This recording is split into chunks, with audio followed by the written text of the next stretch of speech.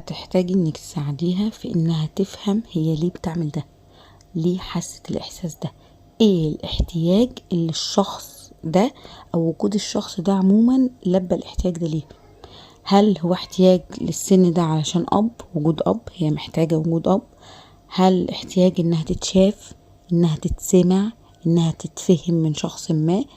لما هنفهم الاحتياج اللي هي عايزاه وبتدور عليه، هتقدر تفرق بين ان ده شخص ينفع يكون شريك حياتي وينفع اكمل معاه حياتي، وبين شخص انا بلبي بس من خلاله احتياج ما ناقصني. عشان كده دايما بنقول للناس ما توصلش لمرحلة انك تكون جعان مشاعر وتنزل تختار اي حاجة من اي حتة. لما بنقول للناس ولما بنتعلم، لما هتكون لو انت شخص جعان اصلا عايز اكل، لو نزلت السوق هتختاري اي حاجة قدامك حتى لو مش صالحة ليكي، حتى لو ما بتحبيهاش، علشان انتي في مرحلة جوع دلوقتي. وبالتالي نفس الفكرة في المشاعر، لما مشاعرنا بتكون احنا محتاجين جوع لمشاعر اننا نتشاف، فلما اي حد يخبط على بابي هروح للشخص ده. لما اي واحدة هتكون شخص انا عارفة انها مش مناسبة انها تكون صاحبتي، ولكن انا في اللحظة دي انا محتاجة ان انا اتسمع، فهروح لها واقول اسرار وبالتالي اضيع نفسي. فمش عايزة اتساب لمرحلة الجوع مشاعر، جوع عاطفي ان انا محتاجة ده. لا، ده انا من دلوقتي هفكر اهو وانتي تفكري معاها ايه اللي انا محتاجاه، ووجود الشخص ده بيلبي لي الاحتياج ده.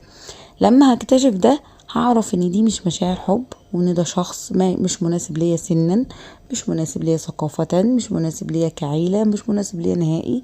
فبالتالي هبدأ افكر واتراجع خطوات كتير قوي لورا. رقم 2، محتاجة تفهم نفسها، محتاجة تحب نفسها، محتاجة تقدر قيمة نفسها، ان انا ما ينفعش اتحط في المكانة دي.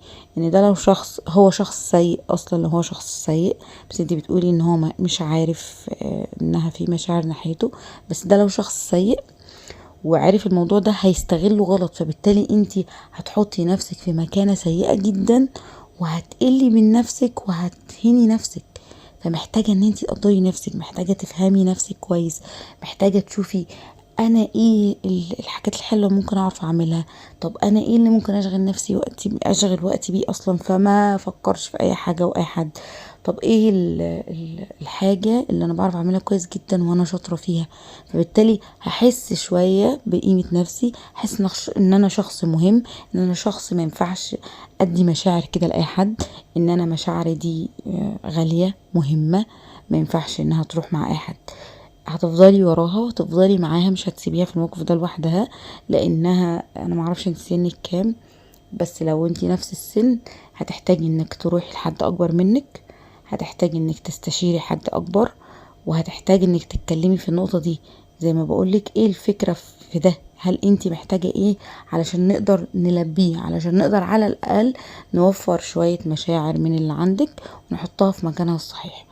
حاولي تستشيري حد اكبر منك، حاولي تخديها تتكلم مع حد اكبر منك، ودايما خليكي وراها، وان شاء الله ربنا يصلح الحال.